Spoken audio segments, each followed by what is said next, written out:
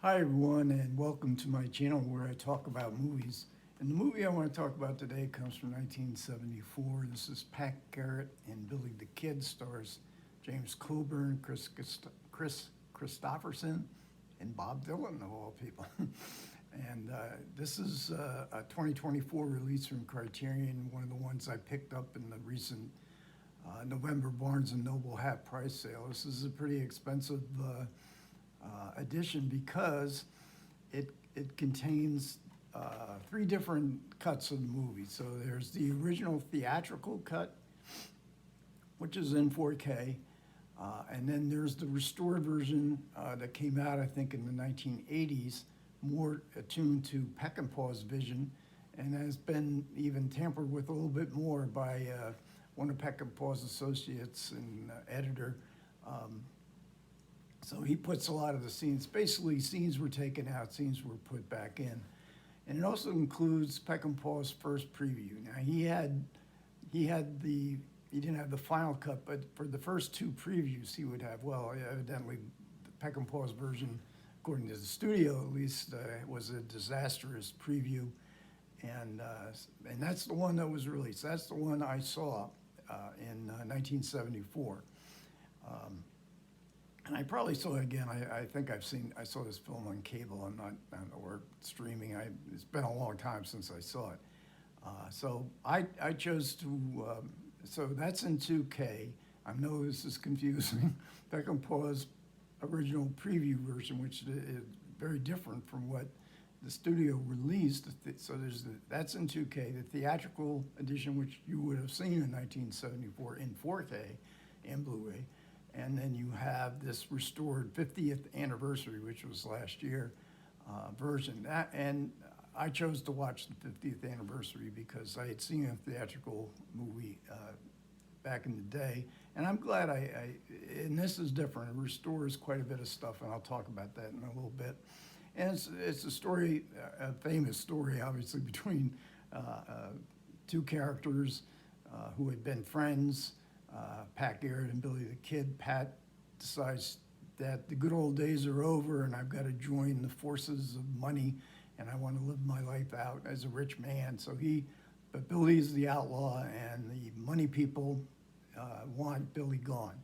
And they go to Mexico, if not, just eliminate the guy or capture him, put him on trial. So this is a typical kind of binary thing in a Sam Peckinpah movie where you have friendships that have been broken. James Coburn basically playing the part that Robert Ryan played in The Wild Bunch. So it's a series of vignettes. You see Billy and Pat Garrett in the beginning of the movie, and Pat's telling him, I got to come get you in 5 days. I'll be the sheriff of Lincoln County. And then we just go through a series of episodes, vignettes. Lots of people die in each episode until we finally get to the climax of the film. And one of the real joys of this movie, if you like Westerns and you like the character actors that were in Westerns, this is like a who's who. You see everybody, including some big stars. Barry Sullivan plays Chisholm, who's the force of evil in the context of this movie, far more evil than he was in real life.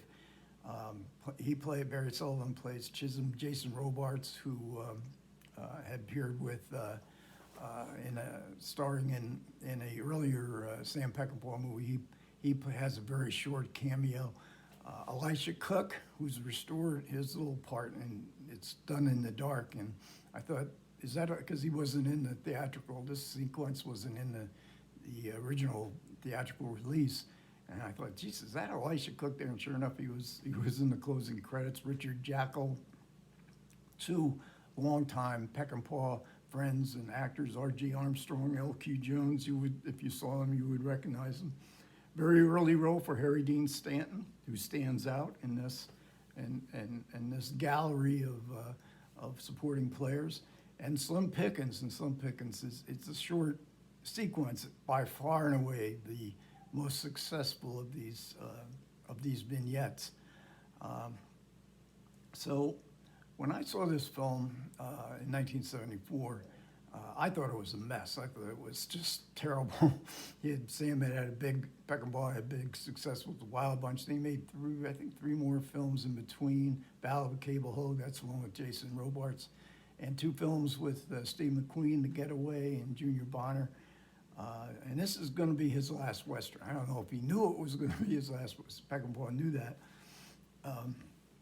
But again, these vignettes get so repetition and repetitive, and they are sort of a one note of just showdowns. Every scene really is a showdown where most of the time some people are going to die. And again, Peckinpah had very much in his male figures, this angst, male angst, is basically drips off the screen here, full of self-pity, nostalgia. Peckinpah was a very nostalgic person, and nostalgia is part of this story of Pat Garrett and Billy the Kid, in that they're all looking back to the good old days when Pat and Billy the Kid were, living the good life, I guess. I don't know what they were doing. They're bloody killers in the context of the story. And Billy seems to spend his downtime, shooting guns at cans and shooting the heads off live chickens, which is very early in the film. You wouldn't be able to do that nowadays. And so close your eyes if that kind of stuff bothers you, because they were live chickens. So this nostalgia, and Peckinpah's nostalgia, I read a biography of him a few years ago, and he was very nostalgic for his grandfather's time. His grandfather came to Northern California. I think they were in the lumber business or whatever, and those were the good old days in Peckinpah's view. And the times that Sam was growing up in, these are terrible times, and they just get worse and worse. And again, I'm not a big fan of nostalgia. I lived through some terrible times. Baby boomers lived through, the Vietnam War, the assassinations, the civil rights struggles. I'm not nostalgic for it. I may be nostalgic for classic rock and the kind of movies that Pat Garrett and Billy the Kid, because when you went to the movies in the late 60s, early 70s, you never knew what you were going to see. And certainly this one was something that was a bit of a shock, and it was not a success. That original theatrical cut that MGM did, they took it out of Peckinpah's hands. But there are some good episodes in these series of vignettes. By far and away, the best sequence in the film is the Slim Pickens, Katie Girardeau episode where Pickens is playing a local sheriff. Coburn comes to get his aid in searching for Billy the Kid in some outlaw hideout. He doesn't want to do it. His wife, played by Katie Girardeau, discourages him from doing it, but then Pickens does it, and there's a great scene at the end. And this is where Dylan's song, Knocking on Heaven's Door, came in. Now, that was not in Peckinpah's print. He took that song out, but that's the scene I think most people who've seen the film remember, and probably remember fondly, because it's very poignant. Maybe the best shot in the film is a beautiful shot of Katie Girardeau as she watches her husband dying. I guess it's a spoiler, but most people die in this film. And Knocking on Heaven's Door would be a good title for this film, because so many people in the film are knocking on Heaven's door. Now, as to the casting here, Coburn, of course, he's perfectly cast, though he's much too old for the part. The real Pat Garrett, Kris Kristofferson playing Billy the Kid, is way too old. I think Billy was 21. Kristofferson, 36, not an actor. I don't know if this is his first film, but definitely one of his first films. And when I saw it in '74, I thought, yeah, this is a terrible casting. I mean, he's not a professional actor, and he's up against all these great supporting players who are really strong actors, strong presence on the screen. And then there's Bob Dylan. I think he was an afterthought to the film. He was a good friend of Kristofferson's, and maybe that was the impetus for Dylan appearing in this kind of movie. I don't think he might have done it one or two other times. But they cut in the beginning when you first see him. They keep cutting back to him, and he just seems like, what's he doing here? And in fact, the first time he has a line of dialogue. He's in a bar. Pat Garrett is there, and Pat asks him, "Who are you?" And Dylan goes, "That's a good question." And he becomes he had a much bigger role than I remembered, as he becomes part of Billy the Kid's gang, and there's assumptions that he was actually based on a real life character who chronicled he was a newspaperman who chronicled the fall of Billy the Kid. So I didn't like those. I didn't like the movie. I got to admit, I think it was a huge disappointment. I've never been the greatest Peckinpah fan, but of his movies, but he was always a very interesting director, and he had an eye. So this movie has an eye. I forget the cinematographer's name, but they did great. I was surprised to discover that some of the great shots that were, Rider across the horizon, and the sun setting, and the glistening of a river, they were all shot by the second unit director. And in fact, the guy who is one of the who participates in the commentary, and Sam joked that I have to bother myself with all these actors, and you get to go out and shoot the David Lean scene shots. And of course they were very beautiful. I was surprised to learn that Peckinpah didn't shoot those scenes.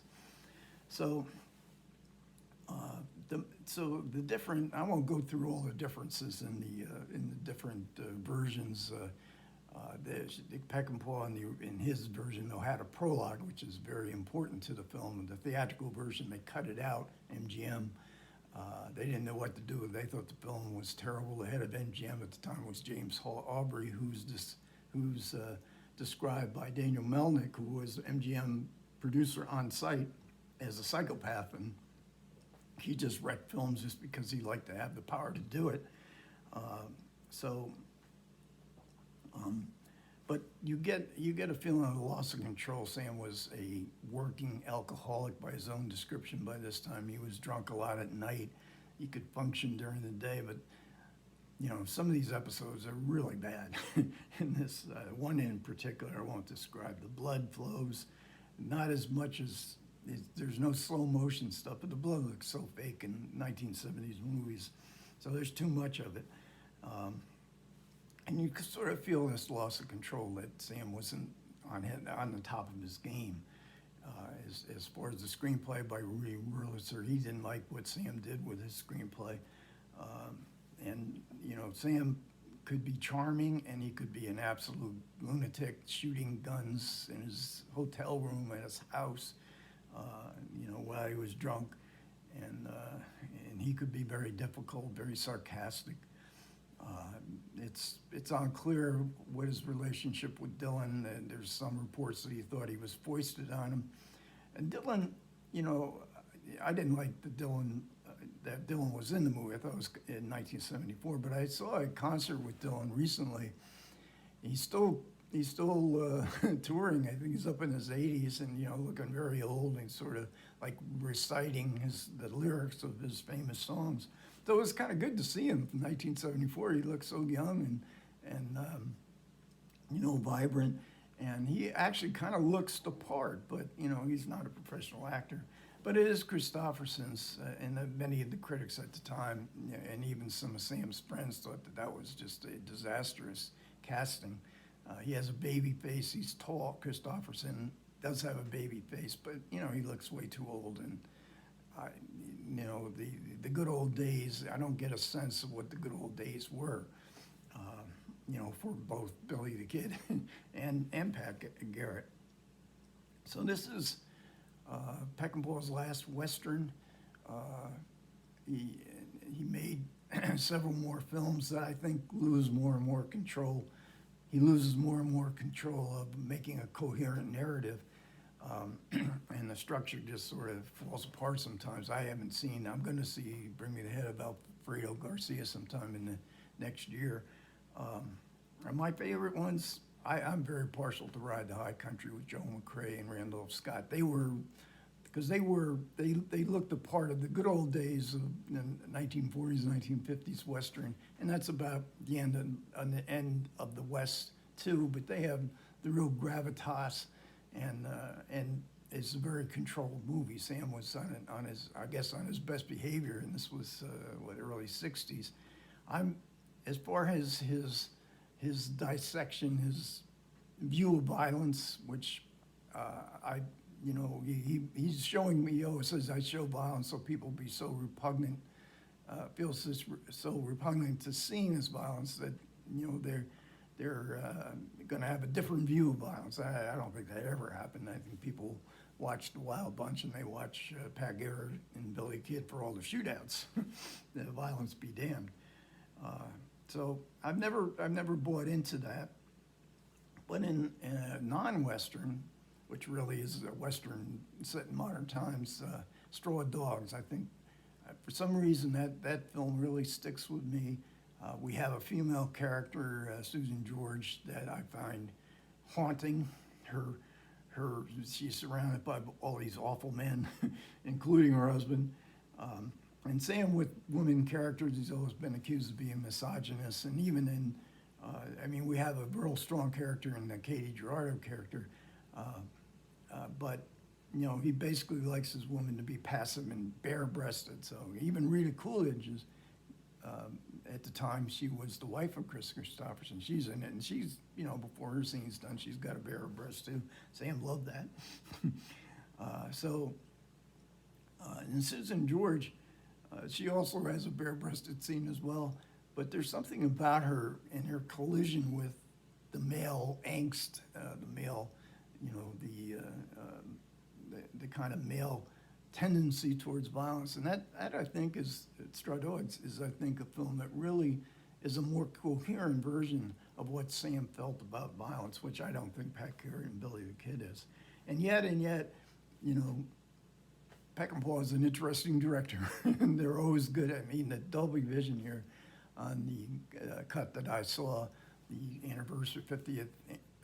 50th anniversary cut, it was cut, I think, in the 80s, the original version. Sam hid away the original version before MGM could get rid of all of Sam's cuts, and they've changed it again fairly recently. The Dolby Vision is just gorgeous. The nighttime, the dark scenes, as I always say, Dolby Vision is so great for that. But, Peckinpah had an eye, and he had great supporting actors in his stock company and others as well that give pretty good performances. So that's always fun. And Peckinpah just is a fascinating character. Roger Ebert couldn't stand this movie, gave it 2 out of 4. Pauline Kael, who has some sort of thing for Sam Peckinpah, she praised it. She praised Cross of Iron. I'll have to see that again. But for the most part, it was very divisive. There were some critics that thought, and that was, the studio cut. So I guess, this cut, is probably going to find more admirers, and I have no problem with that. Even though I think the film's a mess, it is. Sam Peckinpah put all of himself into these movies, whether they be, messy, or whether they be controlled. It's all Sam, and we don't have stuff like that today. So Peckinpah was very much a filmmaker of his times, and the extras are really good here. There's a Dylan biography he wrote, has a piece on Dylan in Durango. It's an incredible story. How they got Bob Dylan here into this Western. And there's a documentary, Peckinpah's Last Western, where we get a lot of interviews with the stock characters who are still around. You get an archival interview with James Coburn, who was a big Peckinpah admirer, thinks this is, he thinks the film is great, and that one of his favorite performances, and I gotta say, he's terrific in this film. And then we get an essay. This is by Steve Erickson, a fold-out book. I love the artwork here. This is the, and hopefully they won't fall out. You can see 4 different discs here. The supplements are all on the Peckinpah's, which is the Blu-ray, because they didn't do a 4K version of Peckinpah's preview print. And, you know, it comes in a slide-in box. So I like the you know, the full design of it. And so despite all my negative comments here, and I hope I haven't offended fans, because I know there's fans that think this is an absolute masterpiece. And I like that. I like that there's a wide division on this film. It's certainly a film worth seeing at least once, and especially if you're a Peckinpah fan.